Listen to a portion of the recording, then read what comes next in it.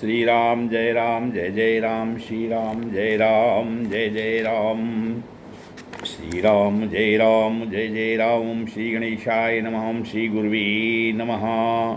गुरुर्ब्रह्मा गुरुर्विष्णु गुरुदेवो महेश्वरः, गुरु साक्षात् परब्रह्म तस्मै श्री गुरुवे नमः। मनोजवं मारुतुल्यवेगं जितेन्द्रियं बुद्धिमतां बलिष्ठं वातात्मजं वानरयूथमुख्यं श्रीरामदूतं शरणं प्रपद्ये।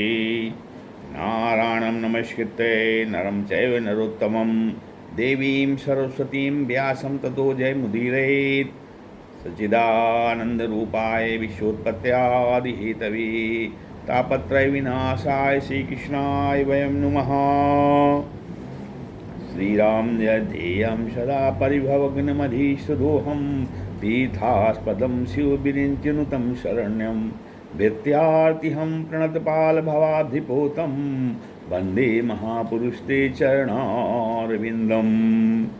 ओम श्री व्यासदेवाय नमः। श्री वृंदावन बिहारी लाल की जय, सीताराम जी महाराज की जय, श्री एकादशी हनुमान जी महाराज की जय, श्री राधा रानी की जय, श्री व्यास जी महाराज की जय, श्री सुखदेव जी महाराज की जय, श्रीमद् भागवत महापुराण की जय, सनातन धर्म की जय।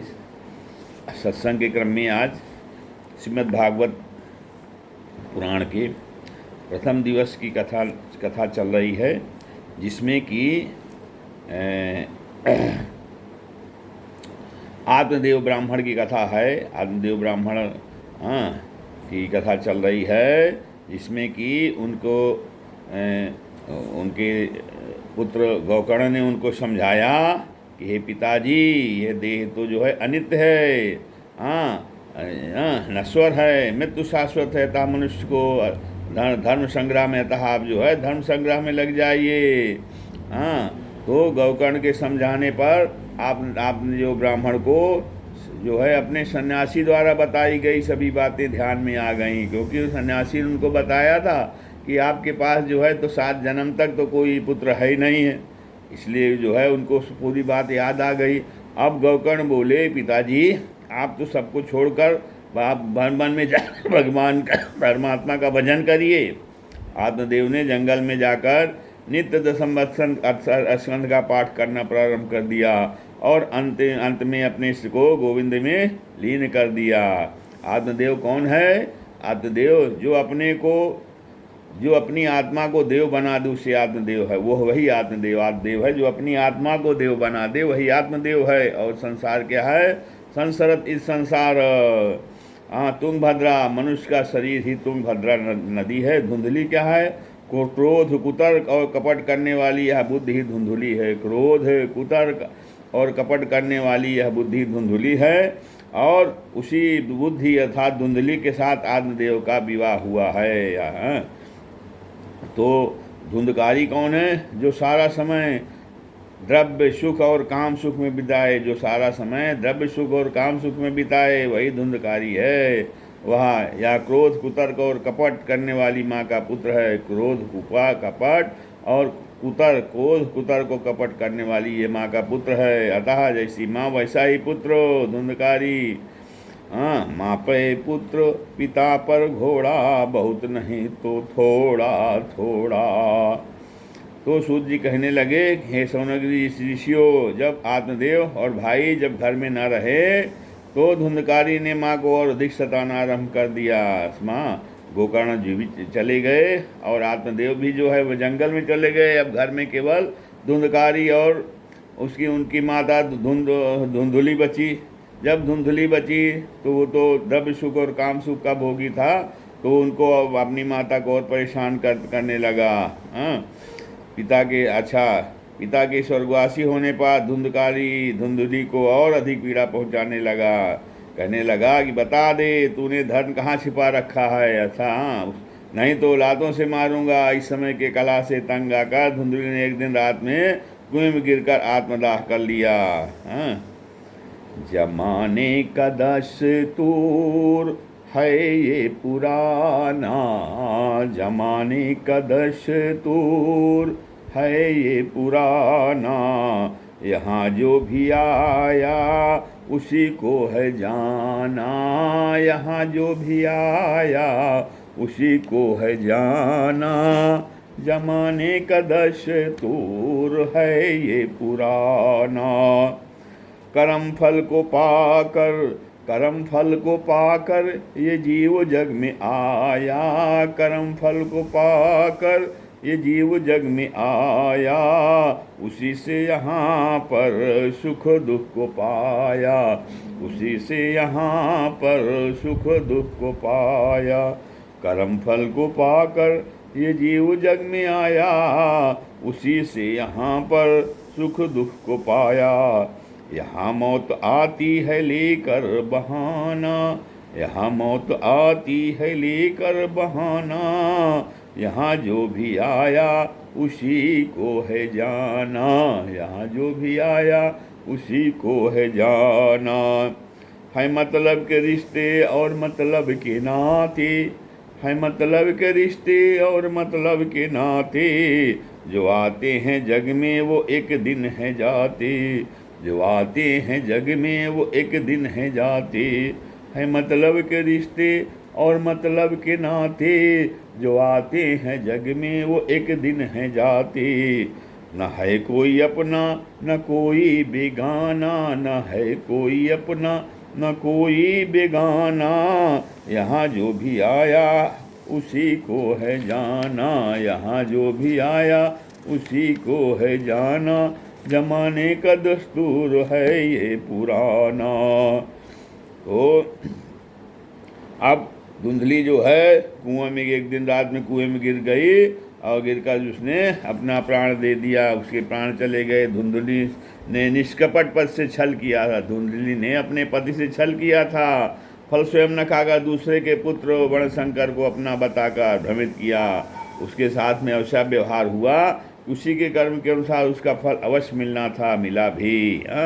तो क्या कहते हैं, ना भुक्तम क्षीयते कर्म, ना भुक्तम क्षीयते कर्म, जन्म कोटि शतैरपि, अवश्यमेव भोक्तव्यम कृतम कर्म शुभाशुभम। अर्थात जो भी अच्छे और बुरे कर्म का फल बिना भोगे 100 करोड़ जन्मों तक खत्म नहीं होता। ना भूंगते क्षीयते कर्म, जन्म कोटि शतैरपि, सैकड़ों करोड़ 100 करोड़ अर्थात 100 जन्मों तक, सैकड़ों 100 करोड़ जन्मों तक भी जो है जो शुभाशुभ कर्म हैं, अच्छे बुरे कर्म हैं, उनका फल अवश्य भोगना पड़ता है। ना भूंगते, बिना कर्म फल भोगे उनका वो क्षीण नहीं होता, अर्थात उनका प्रभाव जन्मों तक खत्म नहीं होता उनका प्रभाव, इसलिए अवश्य भोगना पड़ता है। अवश्य में भोक्तव्यम कृतम कर्म शुभाशुभम। और तुलसीदास जी महाराज ने भी कहा है, कर्म प्रधान विश्व करी राखा, को करी तरक बढ़ा वही शाखा। जो कर्म प्रधान विश्व करी राखा, जो जस करई सो तस फल चाखा। पिता माता की ऐसी दशा को देखकर श्री गोकर्ण जी भी सुख दुखे समय कृत्वा लाभा लाभो जया जय, सुख दुख को एक समान समझकर तीर्थ यात्रा को चले गए थे। अब तो धुंधकारी जो है, जब माता भी नहीं रही तो 5 वेश्याओं को घर में ही रखने लगा।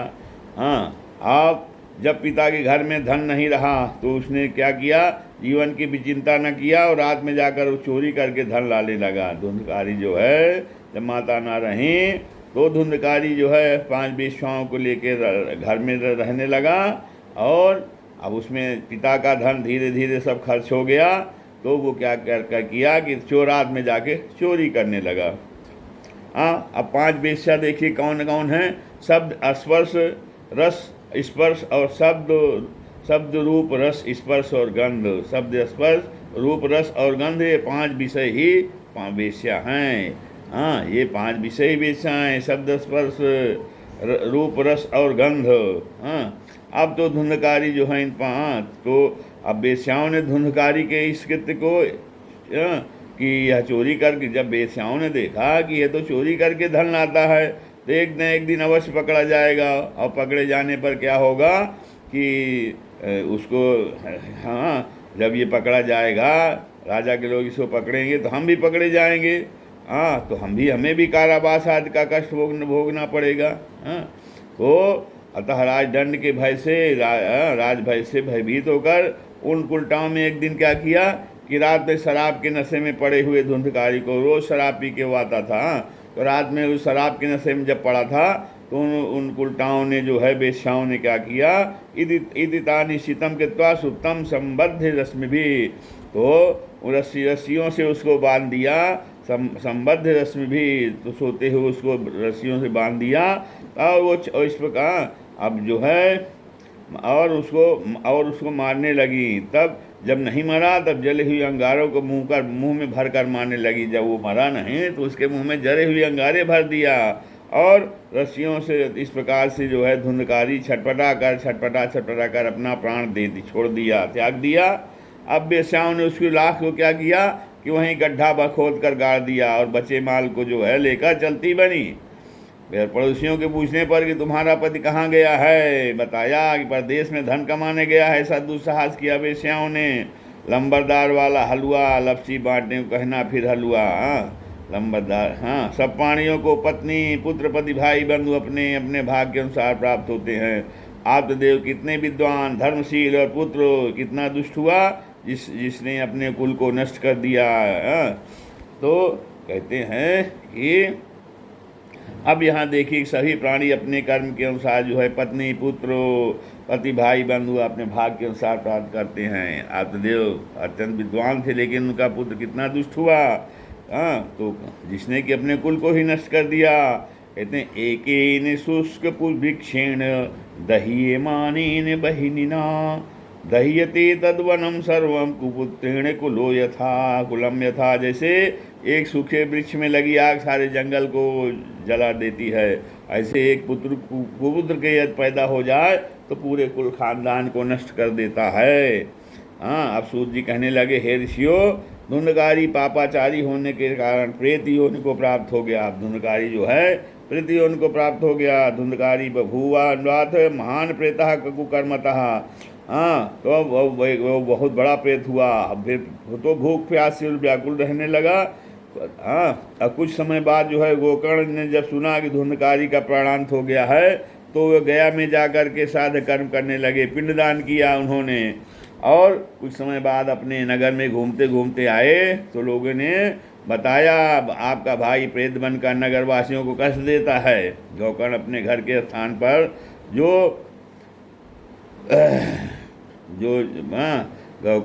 है फूट गया था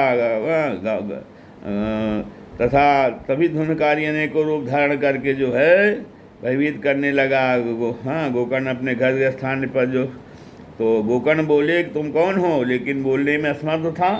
अंजलि में जल लेकर जब वो भूत अपने आंगन में जाके वो लेट गए तो गोकर्ण जो वो प्रेत धुंधकारी प्रेत जो है तरह तरह क्रीड़ा करने लगा, कभी भैंसा का रूप कभी ये धारण करने लगा। तो गोकर्ण बोले कि तुम कौन हो, लेकिन वो बोल नहीं पा रहा था। तो गोकर्ण ने जल का छींटा लेके मारा तो प्रेतात्मा जो है कहने लगी कि हम भ्राता तो दियोस्मी धुंधकारी ते नामता, हम आपके भाई हैं, धुंधकारी मेरा नाम है, मैं तुम्हारा भाई धुंधकारी हूँ, तुम दया करके मुझे इस प्रेत योन से मुक्त कराओ। हाँ, तो गोकर्ण जी कहते हैं तो दर्थम तू गया पिंडो मया दत्तो विधानता, हमने तो तुम्हारे लिए गया जी में बहुत विधि विधान से जो है वो पिंडदान किया है, फिर भी तुम्हारा क्या उद्धार नहीं हुआ। प्रेत कहता है गिरा साधो सतेनापि मूर्तिर्वेन भविष्यति उपायम अपरम का कंचित त्वम विचारय सांप्रतम। कहते हैं गया जी में तो आप सैकड़ों साध करो, उससे मेरी मुक्ति नहीं होगी। अब तुम कोई दूसरा उपाय करो जिससे जो है वो विचार करो जिससे हमारा जो है उद्धार हो जाए। अब उसकी प्रार्थना पर गोकर्ण ने सूर्यदेव भगवान से पूछा, तुभ्यम नमो जगत साक्षी ब्रूहि में मुक्ति हेतुकम। हे संसार के साक्षी सूर्यदेव, प्रेतात्मा की मुक्ति का उपाय बताइए। भगवान ने कहा श्रीमद् भागवत सुनने से मुक्ति होती है, अथवा अतः श्रीमद् भागवतान मुक्ति सप्ताहम वाचनम कुरु, श्रीमद् भागवत के सुनने से मुक्ति होती है। अतः श्रीमद् भागवतान मुक्ति सप्ताहम वाचनम, श्रीमद् भागवत मुक्ति के लिए श्रीमद् भागवत के सप्ताह का वाचन करिए। अब कि दृष्टि दो प्रकार की होती है, एक बुद्धि दृष्टि, दूसरा भाव दृष्टि। भाव से भगवान के दर्शन स्मरण करोगे तो भगवान दर्शन देते हैं। हाँ, बुद्धि जो है, दृष्टि दो प्रकार, एक बुद्धि दृष्टि, एक भाव दृष्टि। तो भाव से भगवान के दर्शन स्मरण करने से करिए तो भाव से भगवान दर्शन देते हैं। सुखानुभूत कराने वाली दो वस्तुएं हैं, एक मुक्ति, दूसरा मस्ती, अर्थात भजन की मस्ती। सुखानुभूत जो है कराने वाली दो वस्तुएं हैं, एक मुक्ति, दूसरा भक्ति, दूसरा मस्ती। मुक्ति और मस्ती, भजन की मस्ती। तो हे गोकर्ण जी, तुम 7 दिन में उसका पाठ कर डालो। तत्पश्चात गोकर्ण महाराज ने श्रीमद् भागवत को कथा सुनाना प्रारंभ किया। अपार जन समूह एकत्र हुआ। प्रेत बना धुंधकारी भी 7 गांठ के बांस के छिद्र में बैठकर कथा सुनने लगा।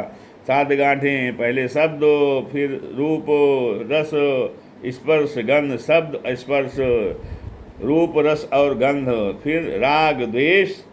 ये 7 गांठें 2 मन की गांठ हैं। राग और द्वेष, शब्द स्पर्श रस रूप गंध और राग और द्वेष, ये 7 गांठें हैं। तो प्रतिदिन बांस की एक एक गांठ फटने लगी और भगवान भागवत के 12 स्कंदों कथा सुन करके धुंधकारी प्रेतियों से मुक्त हो गया तथा दिव्य शरीर धारण करके पीताम्बर, कुंडल और तुलसी की मालाओं से सुशोभित होकर के गोकर्ण से कहने लगा कि आपने मुझे प्रेतियों से मुक्त दिला कर कृतार्थ कर दिया है।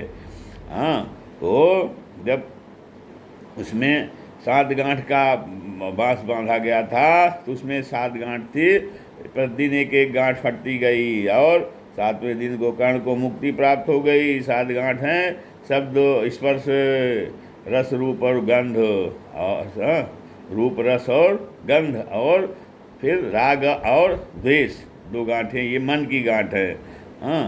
तो इस प्रकार से गोकर्ण कहने लगे, गोकर्ण से वो अब कहा कि आपने मुझे प्रेतियों से मुक्त दिलाया, मैं कृतार्थ हो गया। भारतवर्ष में श्रीमद् भागवत कथा जिसके कानों में नहीं सुनी तो प्राणी पानी के बुलबुलों के समान नष्ट ही समझना चाहिए। जिसने भागवत कथा नहीं सुनी, ऐसे कान तो केवल भगवान के केवल सांप के बिल के समान हैं। श्रवण रंध्र अहि भवन समाना। फिर क्या होता है कि श्रोतम सुते नैव न कुंडलेन दानेन पाणिर्न तु चंदनिक न तु कंकणेन विभाति कायः करुणा पराणाम परोपकारेण तु चंदनेन। कहते हैं कान तो जो है वो भगवान की कथा सुनने के लिए हैं, कुंडल पहनने के लिए नहीं है। और दान जो है, दान की शोभा दान और हाथ की शोभा दान देने से है, न तो कंगन पहनने से।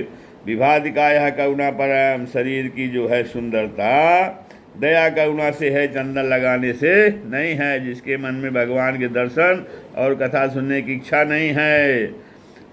दिल वह क्या जिसको नहीं तेरी तमन्नाएं विशाल, चश्म वह क्या जिसको तेरे दीद की हसरत नहीं। नैनन संत दरस नहीं देखा, लोचन मोर पंख समलेखा।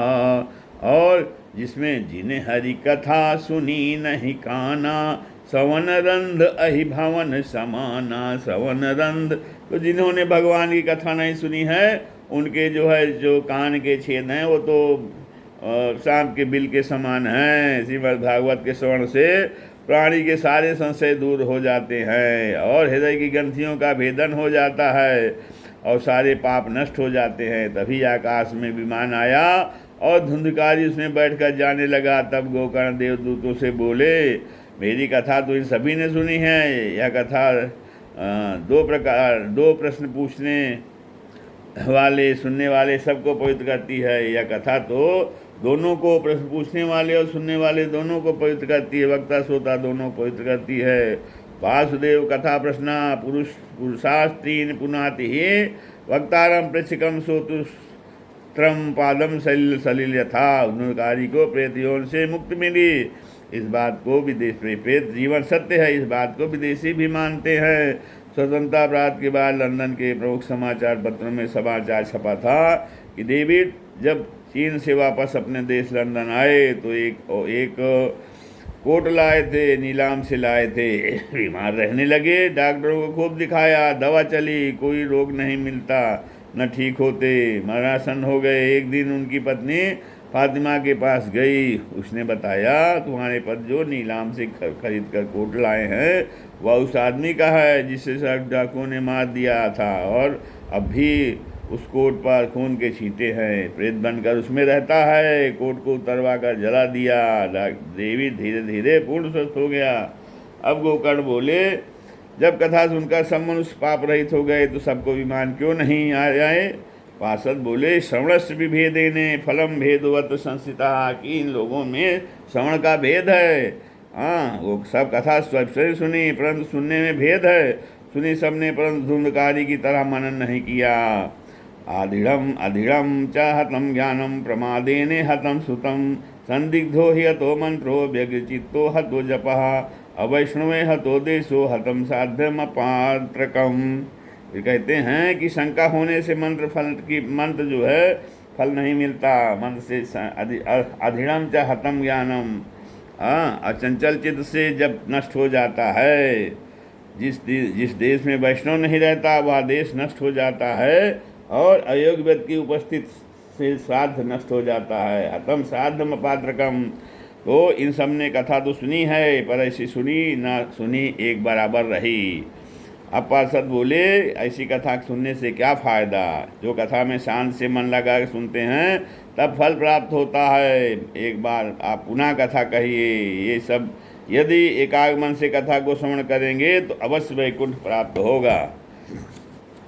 अब श्री गोकर्ण ने पुनः श्रावण मास में कथा सुनाई और सबकी मुक्ति हुई। 7 दिन के अंत में विमान तथा भक्तों के साथ में भगवान भी आए और 5 जनसंघ की ध्वनि व जय जयकार होने लगी। सबको विमान में बिठाकर गोकर्ण का आलिंगन करके देवतुल्य बनाकर गोलोक धाम को चले गए। अब सूत जी कहते हैं, शौनक जी, कथा के फल के विषय में क्या कहूँ?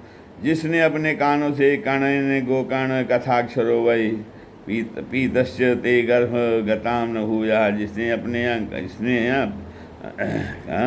कहते हैं कि हे शौनक जी, कथा के फल के विषय में क्या कहूँ? जिसने अपने कानों से कथा का एक अक्षर भी सुन लिया तो पुनः इस संसार में नहीं आएगा। हाँ मुनियों, जो फल योगियों को योग से नहीं मिलता वह भागवत के श्रवण से प्राप्त हो जाता है। इस इतिहास को शांडिल्य मुनि चित्रकूट पर्वत पर रोज पाठ करते हैं। कथा विधि क्या है? सनकादि मुनि कहने लगे, हे नारद, अब तुम जिस भागवत की कथा से धुंधकारी का मोक्ष हुआ उसके श्रवण की विधि बहुत सुनिए। सर्वप्रथम ज्योतिषी को बुला करके मुहूर्त निकलवाना चाहिए। जिस प्रकार विवाह के लिए धन एकत्रित किया जाता है उसी उत्साह से धन एकत्रित करना चाहिए। भाद्रपद, आश्विन, कार्तिक, मार्गशीर्ष, आषाढ़ और सावन मास कथा सुनने वालों के लिए मोक्ष देने वाले हैं। स्थान स्थान पर सूचना भेजें कि अमुक स्थान पर श्रीमद् भागवत कथा हो रही है। साथ ही यहाँ 1 सप्ताह तक महापुरुषों का सत्संग होगा। अतः आप श्रीमद् भागवत रूपी अमृत का पान करने अवश्य पधारिए। आप सभी सादर आमंत्रित हैं। आने वाले तिथियों के लिए स्थान, आवास और प्रसाद की उचित व्यवस्था करिए। भागवत प्रारंभ होने से 5 दिन पूर्व ही सारी व्यवस्था वे सब वस्तु एकत्र करके रख लेनी चाहिए। केले के खंभों, पुष्पों, ध्वजा व पताकाओं से सुंदर मंडप सजाना चाहिए। मंडप के चारों ओर सुंदर चांदनी आदि मौसम के अनुसार लगानी चाहिए। और किससे कथा सुनिए? वक्ता कौन हो? श्रोता वक्ता विरक्तो वैष्णव विप्रो वेद शास्त्र विशुद्ध कृत दृष्टान्त कुशलो धीरो वक्ता कार्यो अग्निस्पृहा।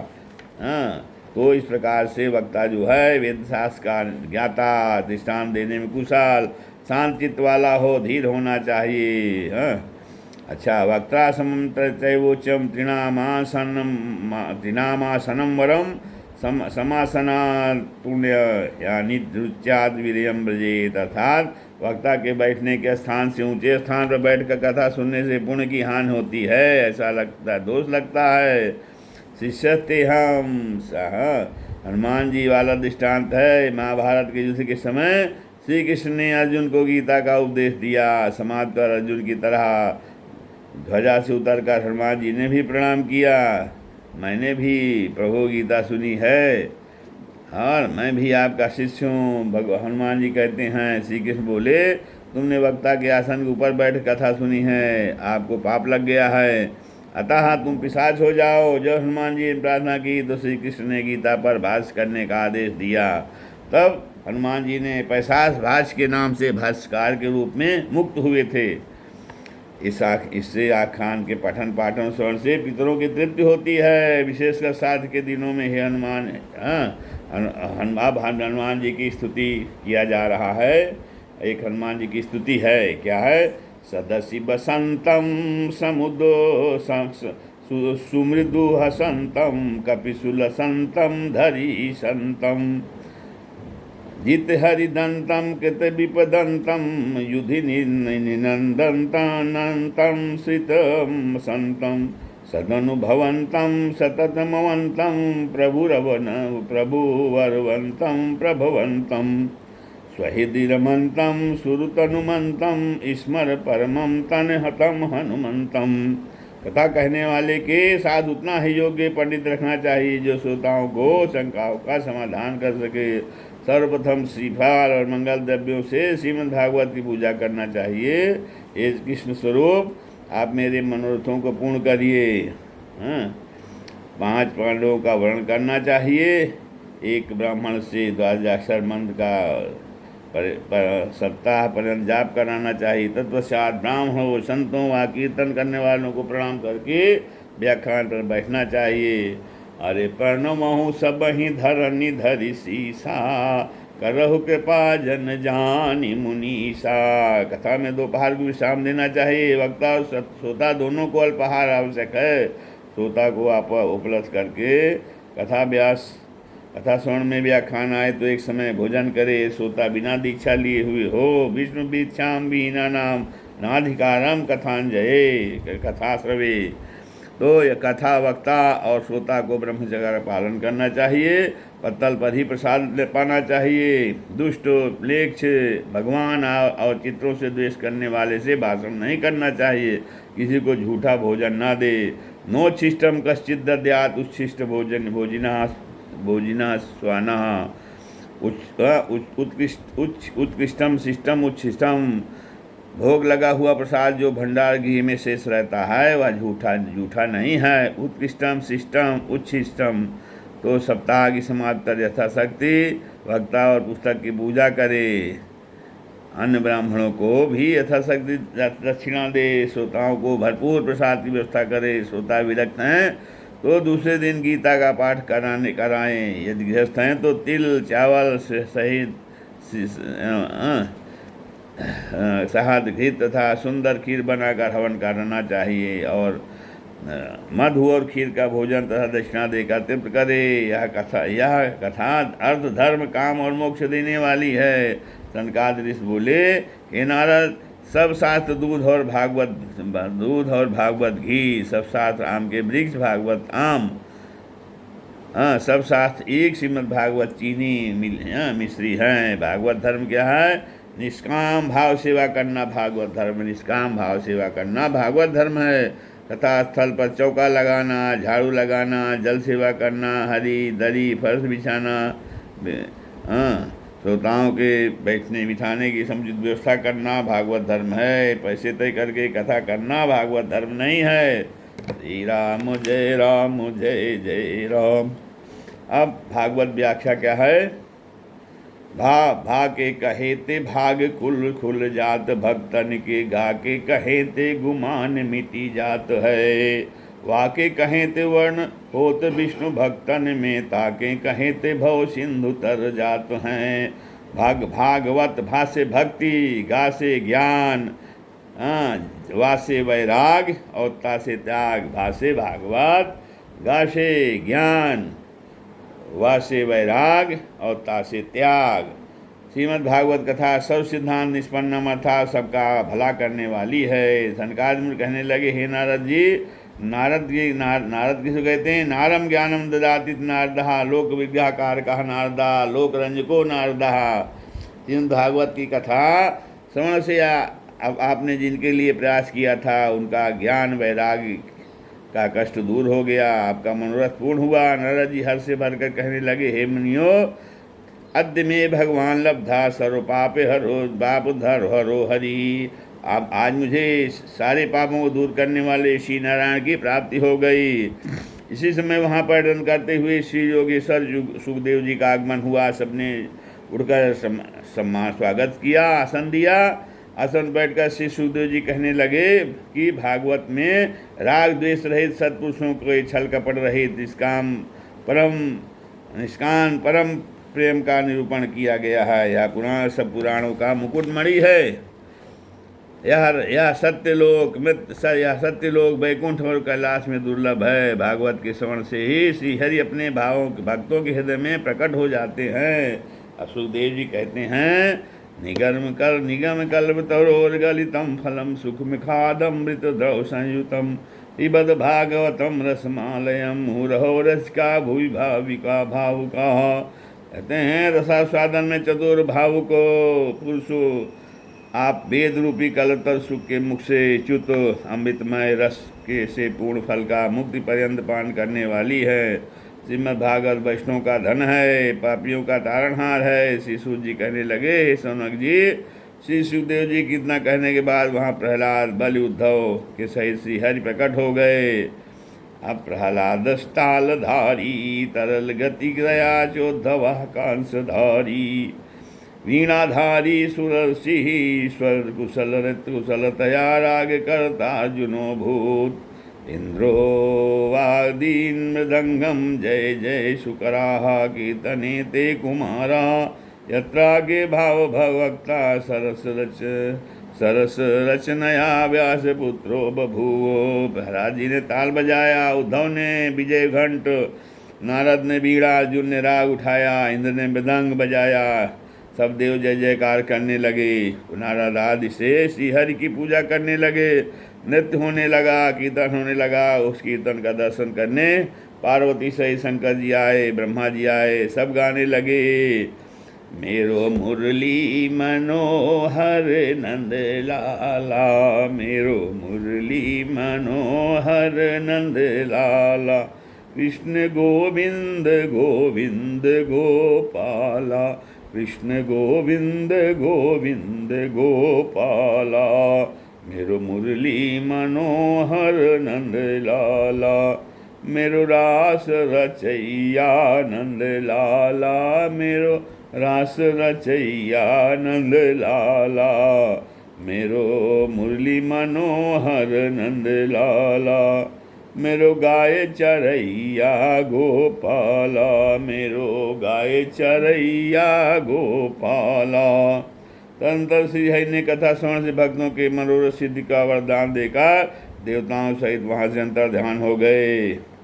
अब हम लोगों को कीर्तन करना चाहिए। कीर्तन क्या है? माया खलु नर्तकी बिचारी। माया नर्तकी सबको बांधती है। यदि बंधन तोड़ना है तो नर्तकी का उल्टा कर दो, कीर्तन हुआ। बस कीर्तन करने से माया का बंधन ढीला पड़ जाता है। सौनक जी ने सूत जी से पूछा, हे प्रभु, यह कथा किसने कब सुनाई? श्री गोकर्ण महाराज के ने धुंधकारी कब सुनाई?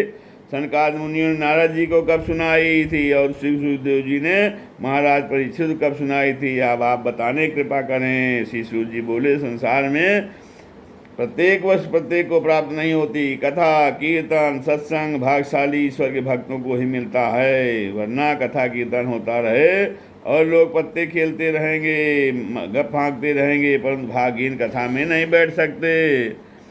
कोई बिन रोटी मरे दर दर की ठोकर खाए, कोई बिन रोटी मरे दर दर की ठोकर खाए, कोई कार मोटर में चले ठाट बाट में, कोई कार मोटर में चले ठाट बाट में, कोई धनवान नौजवान है गुमान भरा, कोई धनवान नौजवान है गुमान भरा, कोई धनहीन दुखी तड़प रहा खाट में, कोई धनहीन दुखी तड़प रहा खाट में, कोई भाग्य चीर साल ओढ़ी रहो मखमल की, कोई भाग्य शीर साल ओढ़ी रहो मखमल की, कोई भाग्यहीन गुजरान करे टाट में, कोई भाग्यहीन गुजरान करे टाट में। कोई बाबा भिक्षु कहाँ मेरे मन मस्त रही बस मस्ती में, मिलेगा वही जो रे लिखा है ललाट में। अतः इस प्रकार श्रीमद् भागवत कथा भाग्यवानों को ही सुनने को मिलती है। सूत जी शौनक जी को बताने लगे, भगवान श्री कृष्ण के गोलोक पधारने के बाद कलयुग के 30 वर्ष बीतने पर भाद्रपद मास में नवमी में श्री सुखदेव जी ने महाराज परीक्षित को सुनाई। हाँ, अब उससे 200 वर्ष और बीतने पर शुद्ध आषाढ़ मास में श्री गोकर्ण ने धुंधकारी को सुनाई थी, और उसके बाद कलयुग के 30 वर्ष और बीतने पर कार्तिक मास शुक्ल पक्ष में सनकादि मुनियों ने नारद जी को सुनाई थी। अब उसके बाद कलयुग के 30 वर्ष बीतने पर कार्तिक मास शुक्ल पक्ष में फिर कलयुग में भागवत कथा भागवत कथा भव रोगनाशक मुक्तिदायक पापनाशक भक्त को बढ़ाने वाली है। यमराज यमपाश को हाथ में लेकर कहते हैं कि हे दूतो, तुम भक्तों के पास कभी मत जाना, मेरा शासन भगवान के भक्तों पर नहीं है जो ये कहते हैं मेरा ते मेरा मेरा मेरा कुछ नहीं, जो है सो सब बस तोर, मेरा मेरा कुछ नहीं, जो है सो बस तोर, तेरा तुझको दे दिया कछु न लागे मोर, तेरा तुझको दे दिया कछु न लागे मोर, मेरा मेरा कुछ नहीं, जो है सो बस तोर, जो है सो बस तोर, मेरा मेरा कुछ नहीं, जो है सो बस जो है सो बस तोर, तेरा तुझको दे दिया कछु न लागे मोर। श्री राम जय राम जय जय राम, श्री राम जय